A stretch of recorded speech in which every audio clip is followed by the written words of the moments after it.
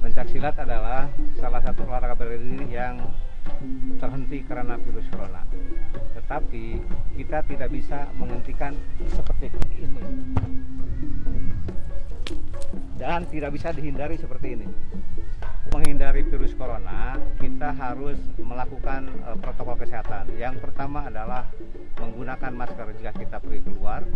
Kemudian yang kedua adalah menjaga jarak, physical distancing. Yang ketiga, sering mencuci tangan dengan sabun pada air yang mengalir.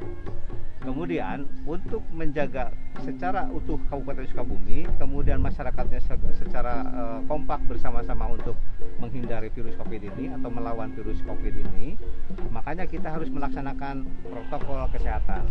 Jadi ketika kita melaksanakan protokol kesehatan, insya Allah Sukabumi menang.